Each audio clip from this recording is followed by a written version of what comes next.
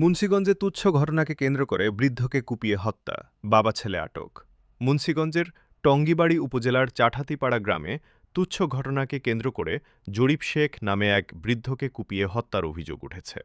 এ ঘটনায় অভিযুক্ত বাবা ছেলে ইউসুফ শেখ ও তার ছেলে পলাশকে আটক করেছে পুলিশ।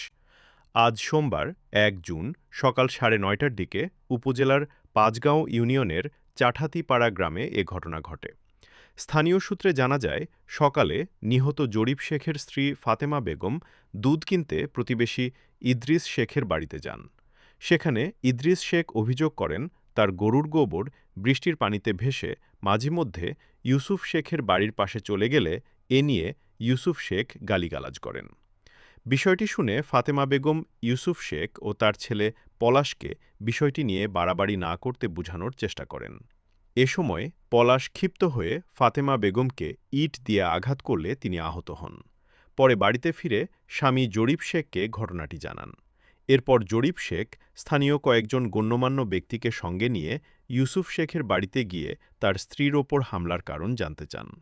এ সময় ইউসুফ শেখ ও তার ছেলে পলাশদা বটি ও কুড়াল নিয়ে তাদের ওপর হামলা চালায় বলে অভিযোগ রয়েছে।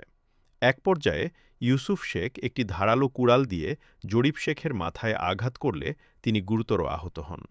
স্বজনরা তাকে উদ্ধার করে টঙ্গীবাড়ি উপজেলা স্বাস্থ্য কমপ্লেক্সে নিয়ে গেলে কর্তব্যরত চিকিৎসক মৃত ঘোষণা করেন।